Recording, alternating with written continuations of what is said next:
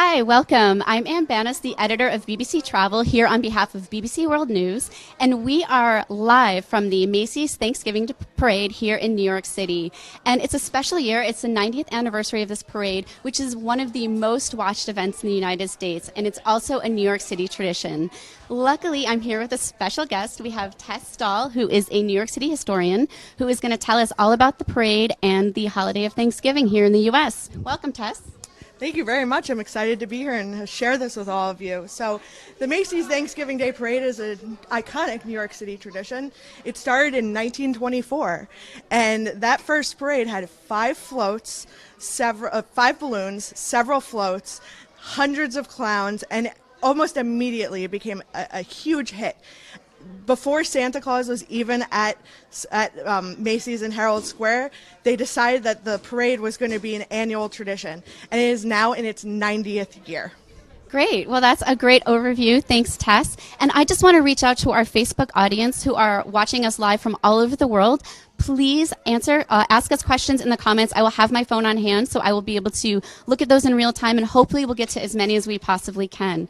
So, Tess, you told us a little bit about the history of the parade. How does it start, and what does it mean for people today in New York City? So it actually starts by the iconic American Museum of Natural History. Previously, it started on 145th Street, and the parade route was 111 blocks. It has since been shortened. But the night before, they call it Inflation Eve, the balloons are inflated over by the American Museum of Natural History. Then they proceed down Central Park West, across Columbus Circle, over Central Park South, and down 6th Avenue, where they conclude at Macy's iconic in Herald Square. Right, so how long can people expect to watch the parade, and what types of things are they going to see? I know there's marching bands and floats, but what can people expect? It generally lasts about 3 hours. People can expect 16 fabulous balloons. As you can see right here, the red Mighty Morphin Power Ranger is coming by. And there are plenty of floats, plenty of clowns and people in costumes. As you'll see, each one of the floats has costumes that go along with it. And they're just beautiful. It's such a sight to behold and wonderful for children and adults alike. So you mentioned inflating the balloons. Now, what does that entail, and how does a production like this come into place right before Thanksgiving?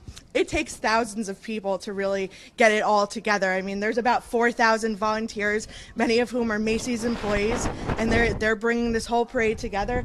And we must be brave men and women who are helping, making sure that the parade is safe. And so it's a big production. I mean, this is huge.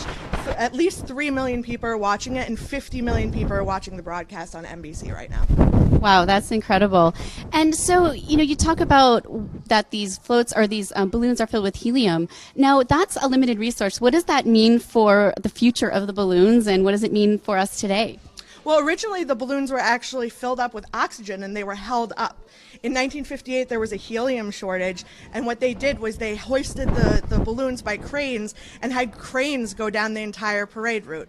So that might be very well what happens, because helium is a finite resource. So.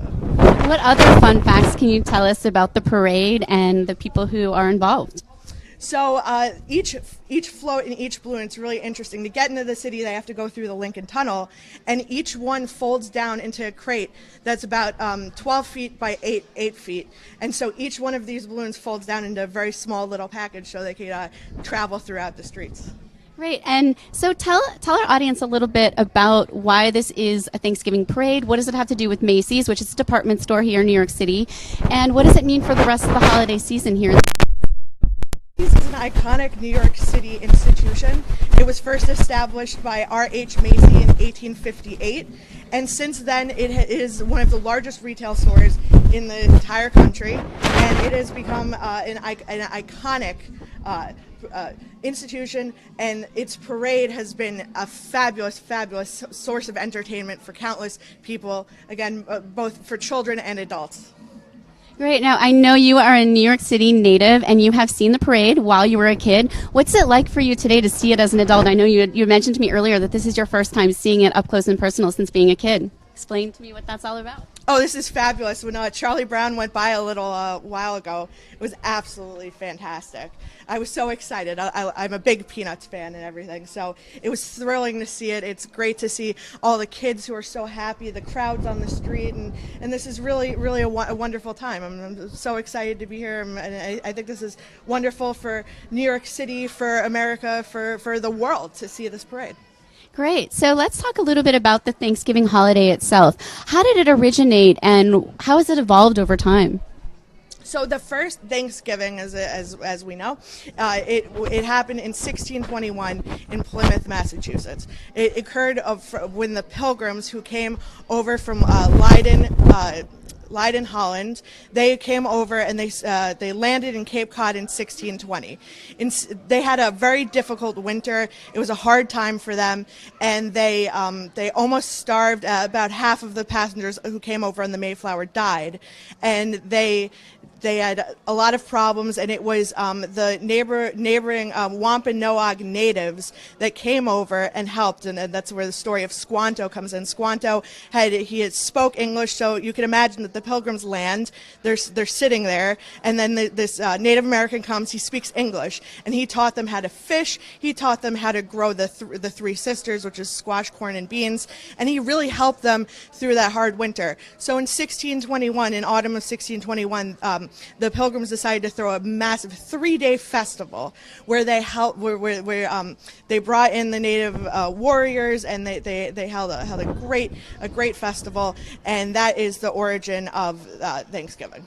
Right, and that's the history book story that a lot of children start hearing when they're kids. But what has changed? How do people celebrate Thanksgiving today, and what does the holiday generally mean for people here in the U.S.? So initially, Thanksgiving was it was kind of religious in nature. There wasn't a big secular twist to it. So over time, it's become vastly more secularized. Possibly the biggest change is the menu, because back then, I mean, they had turkeys, but turkeys were only one part of the meal. They had many other types of waterfowl. They had a lot of fish, lobsters, oysters, the kind of things that are very plentiful in New England.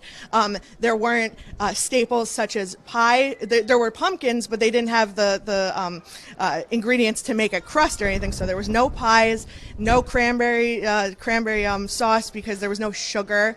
If there were cranberries, they would probably be dried and sprinkled on top of the food.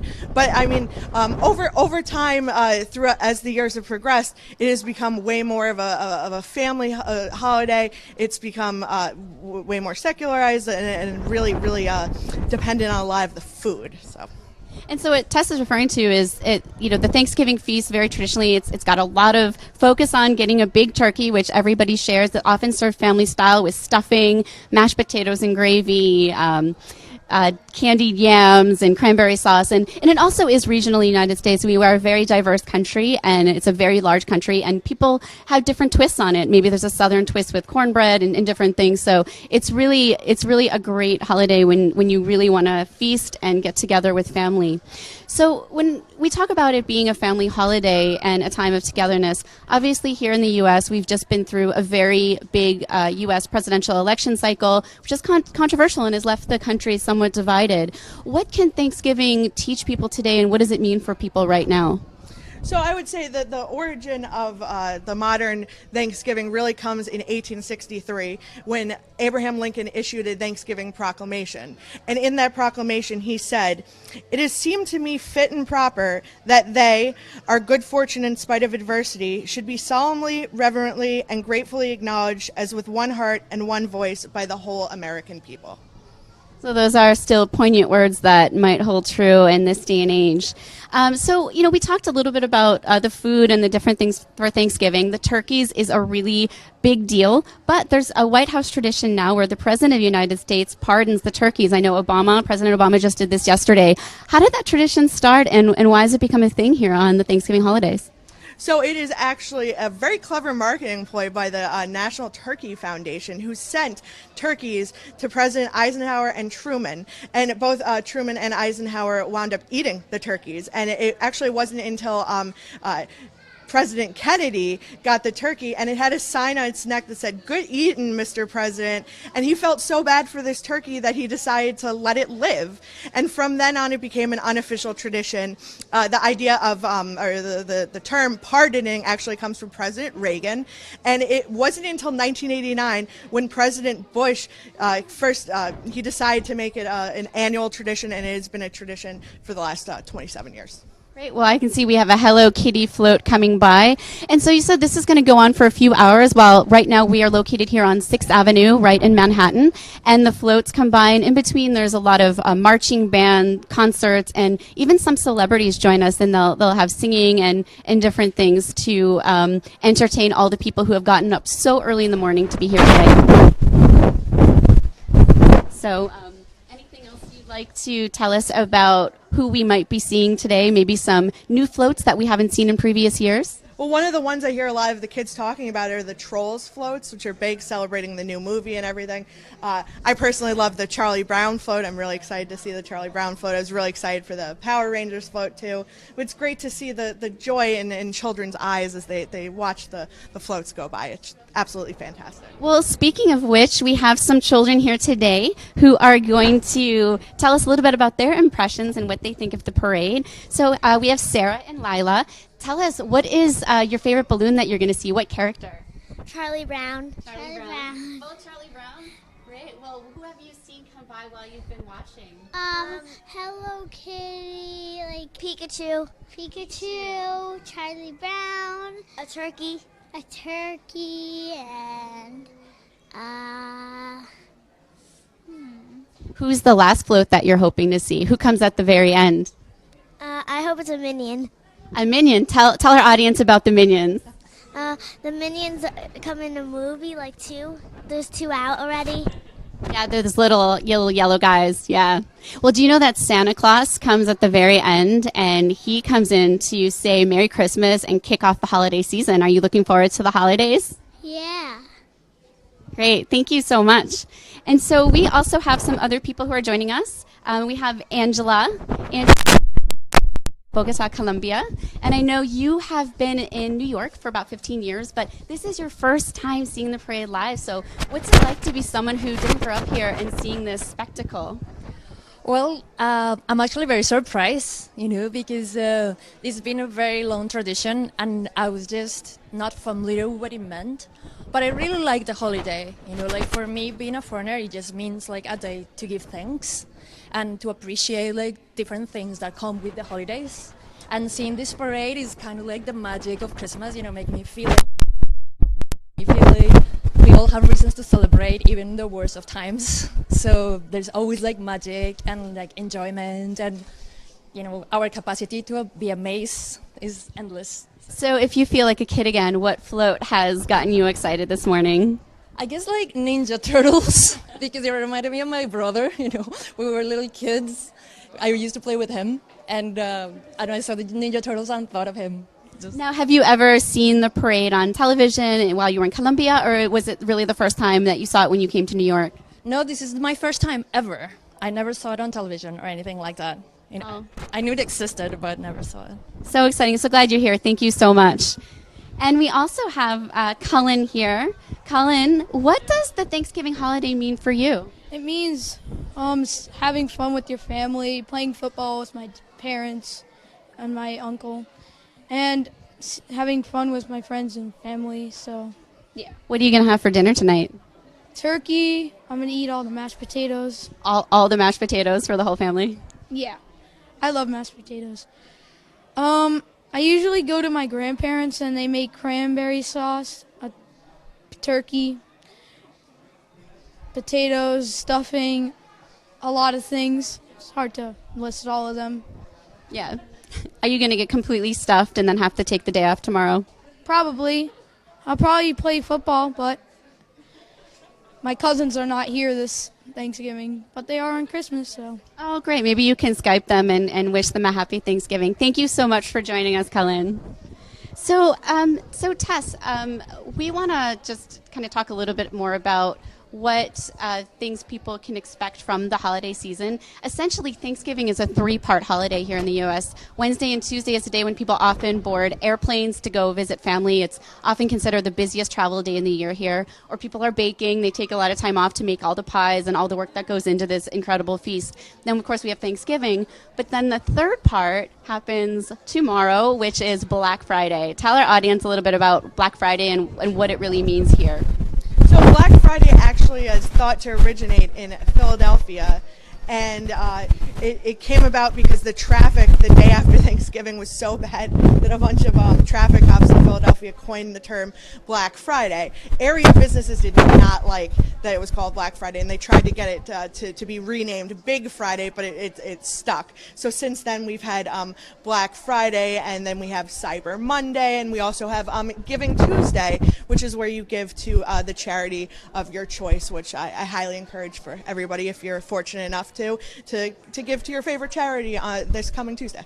Right, and that really brings it back to the heart of Thanksgiving. You know, we have all this shopping that people look forward to, and it's crazy. There's a lot of crowds. There's a lot of pressure to spend money and get good deals, but it really is, I think Giving Tuesday is kind of a nice way to remind us, yes, this holiday is about the giving spirit. Well, I just want to reach out to our Facebook fans here who are following along with this Facebook Live. We have people watching from Ohio, Wisconsin, Milan, Scotland. And just one last question for our audience. Which other questions celebrate Thanksgiving? Or which other countries? It's not just the United States. So Canada's Thanksgiving is actually much older than ours. It dates to 1585. And some other countries have their own celebration. A lot of countries and traditions have harvest festivals. There's one in Germany, there's one in Japan, and actually in the city of Leiden, where the Pilgrims came from, they have a little celebration every year where they bring expatriate Americans, and they have cookies and they have coffee, and they really enjoy the day. So great. Well, we have another guest here today. We have Megan. My question is, how do they decide what balloons go in the parade? So a question for you, Tess. How do they decide what balloons go in? A lot of it's based on pop culture. The first cartoon character appeared in 1927, and it was Felix the Cat. And interestingly, for the 90th year of the parade, they have a Felix the Cat falloon, which is a float balloon. And so they're kind of bringing it back. But a lot of the balloons are chosen based on pop culture. You see Pikachu has appeared and everything. Charlie Brown is a big one. They come back in, and each year they decide which floats based on popularity, what they think people will want to see. Well, it looks like I think we have a marching band coming by right now. So how do they choose the marching band? I'm guessing it's different people every single year. Well, they've had marching bands for the entire history of the parade, and a lot of different high schools apply, and they are chosen. There's like a whole year-long process, but they're absolutely fantastic. These bands, as they're going by, as you can see over here, they're wonderful. So we to put together security for the parade and make sure that everybody's safe and they get a great way to see the parade firsthand, but also not have to worry about anything crazy happening here. Oh, the thousands of New York City's finest men and women are here, making sure that to all of them, they're really fantastic. 3 million people are crowded. It's a wonderful presentation, and thanks to everybody who helped make this happen. Well, it definitely creates a buzz in New York and kicks off the holiday season. I know there's a lot of people watching on television this morning, and it's so great to be here. Tess, do you have any final words for our audience about Thanksgiving or the parade? I just want to say Thanksgiving, holiday season, eat, drink, and be merry, and I'm really happy to be here. Talked about the history of Thanksgiving with all of you folks. And it's been so great having you. Happy Thanksgiving to you. Happy Thanksgiving to our audience watching. We hope you've enjoyed this segment, and please continue to leave comments, and we look forward to the next time we see you.